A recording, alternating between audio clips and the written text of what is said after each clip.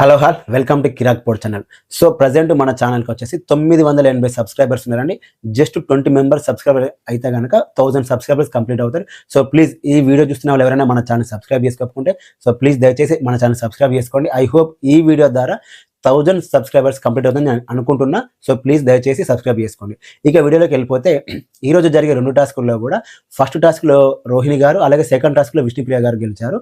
So మరి ఓటైపులు ఎవరు చేయాలనేది హౌస్ మేట్స్ డిసిషన్లో, ఏది నిన్నైతే నబిల్ అండ్ విష్ణుప్రియకు సంబంధించి పెట్టినప్పుడు హౌస్ మేట్స్ డిసిషన్ ఎలాగ తీసుకోమన్నారో సేమ్ అలాగే ఈరోజు కూడా ఎవరు ఓటైపులు చేయాలనేది మాత్రం హౌస్ మేట్స్ చేతిలో పెట్టే అవకాశం ఉంది. లేకపోతే విష్ణుప్రియ అండ్ రోహిణి ఇద్దరులో ఎవరో ఒకరు అంటే మీరే డిస్కషన్ చేసుకొని బిగ్ బాస్ చెప్పమనే అవకాశం కూడా ఉంది.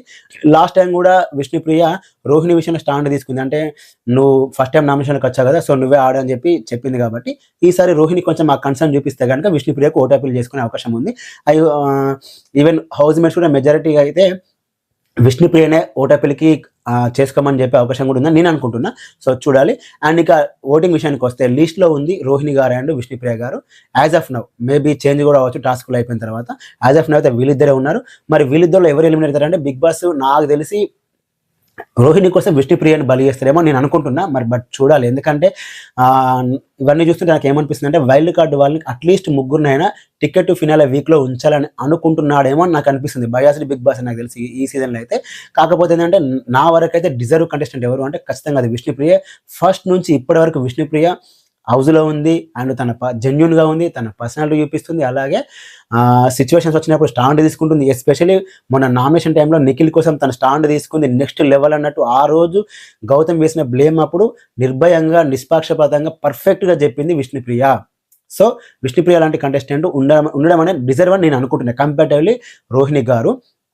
అండ్ మరి రోహిణి గారు ఎందుకు వెళ్ళిపోవాలి అనుకుంటున్నానంటే తను మెగా చీఫ్ టాస్క్ ఆడింది, గెలిచింది, అది సూపర్. ఎందుకంటే పృథ్వీ తను కొంతవరకు నువ్వు ఫిజికల్ టాస్క్ ఆడలేదు కాబట్టి తను నెగిటివ్గా మాట్లాడాడు కాబట్టి తను గెలిచి చూపించింది ఎక్కడ వరకు బాగుంది. కానీ రిమైనింగ్ సిచ్యువేషన్లో చూస్తే నాకు రోహిణికి పర్సనల్గా నచ్చట్లేదు. ఎందుకంటే అందరి కోసం బ్యాక్ బిచ్చింగ్ చేయడం, అవినాష్తో కలిసి గ్రూప్ గేమ్ ఆడడం, ఎస్పెషల్లీ ఎవరైనా ఏమైనా అంటే మళ్ళీ అవినాష్ అండ్ రోహిణి ఇద్దరు కలిసి ఆ గోల్డెన్ రూమ్లో కూర్చొని వీళ్ళు ఇలా వీళ్ళు అలా అని చెప్పి మాట్లాడడం ఎక్కువ చేస్తుంది, బ్యాక్ బిచ్చింగ్ చేస్తుంది.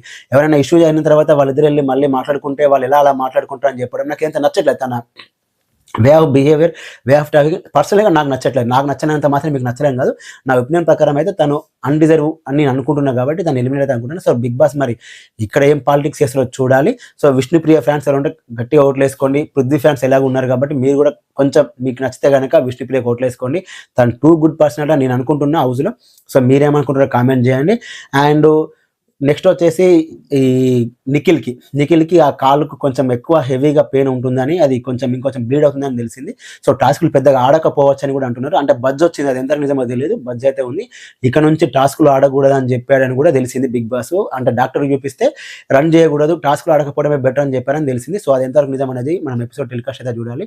అలాగే ఈ వీడియో నచ్చితే కనుక లైక్ చేయండి. సో ప్లీజ్ దయచేసి మన ఛానల్ సబ్స్క్రైబ్ చేసుకుని. జస్ట్ 1000 సబ్స్క్రైబర్స్కి 20 సబ్స్క్రైబర్స్ మాత్రం తక్కువ ఉన్నారు కాబట్టి సో ప్లీజ్ ఐ హోప్ మీరు సబ్స్క్రైబ్ చేసుకుని నేను ఎక్స్పెక్ట్ చేస్తున్నా.